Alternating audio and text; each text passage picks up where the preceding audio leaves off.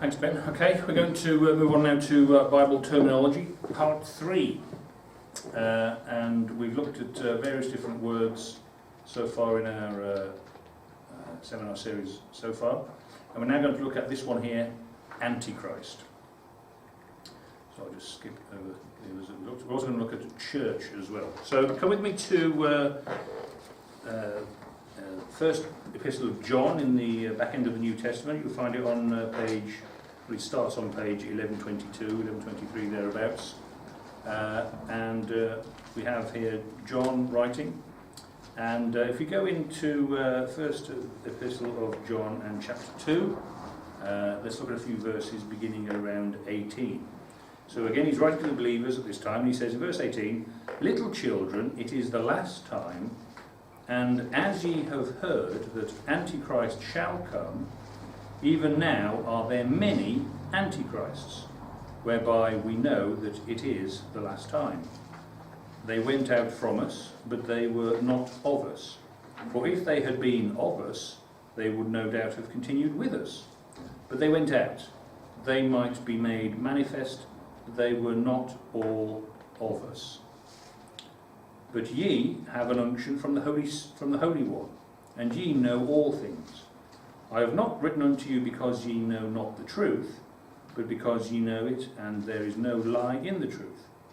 Who is a liar but he that denieth that Jesus is the Christ? He is Antichrist, that denieth the Father and the Son."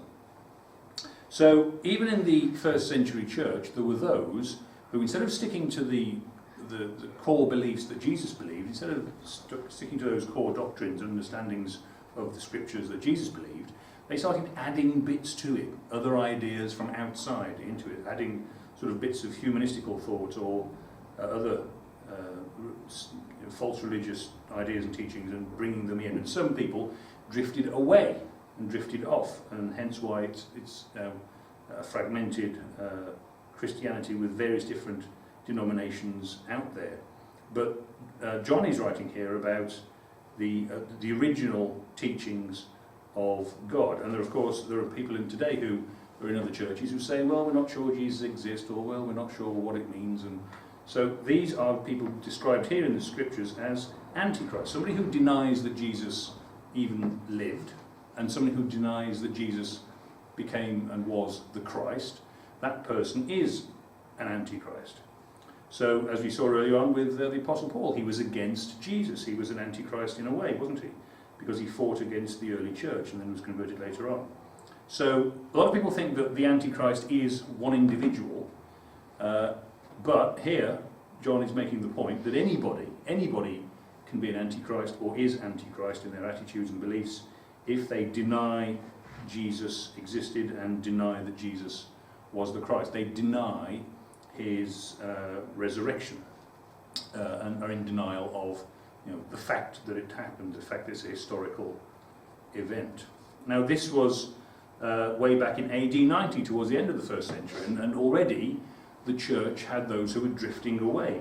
So this is what John is writing about here. It wasn't just something that was going to happen in the future, it was something that was actually happening in his time when he was writing these words. So these false teachings and these false beliefs got in, and then people started believing the wrong thing about Jesus or the wrong thing about God, and then other ideas come along later on. And that problem is identified here by John. It's been in every generation since. It was in Jesus' day.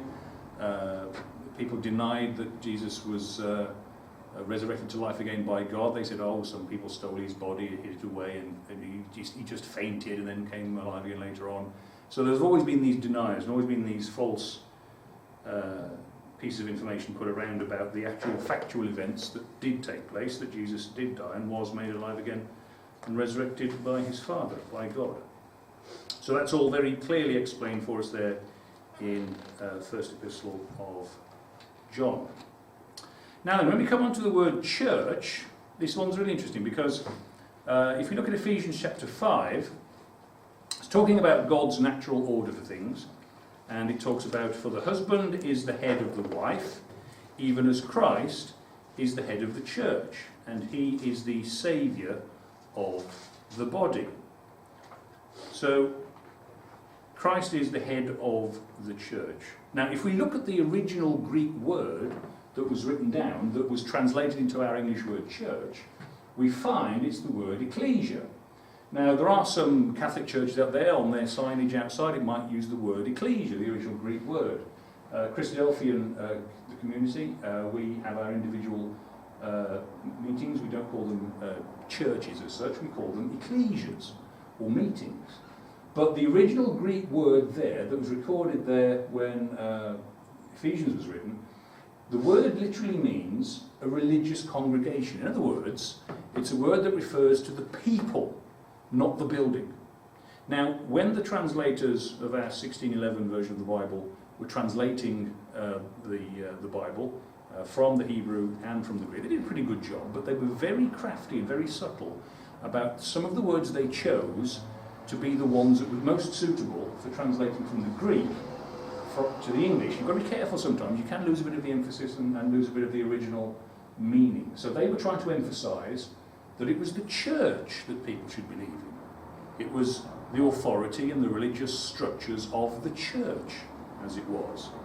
However, here it's the ecclesia. So the husband is the head of the wife, even as Christ is the head of the religious congregation, the believers, the ecclesia.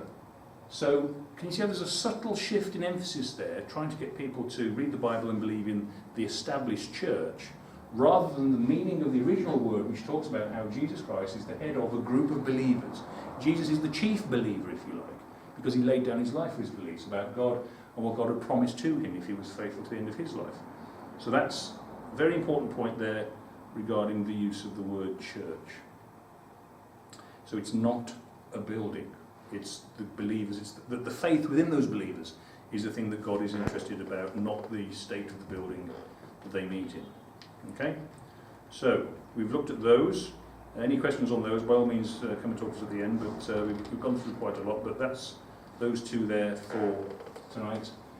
Antichrist, anybody who's against Christ, anybody who denies the reality of Jesus' life and his death and resurrection, and the word church, they mean the believers, not just the building. So, just to summarise then, I think, is all that's left. So, Jared at the start took us through the mystery, how that some churches try to suggest that there is this mystery, but that's all been revealed in the Bible. We don't need to look to any other sources for any of our information. It's all in the Bible. God has revealed that mystery to us. We've had a look at the period between the Testaments, state of the people of Israel, their attitude and expectations, but a quick recap of the whole of the Old Testament as a sort of lead-in really to looking at the New Testament next week. And then Jared has just taken us through a couple of words, Antichrist and church, and the meanings of them, key words in the New Testament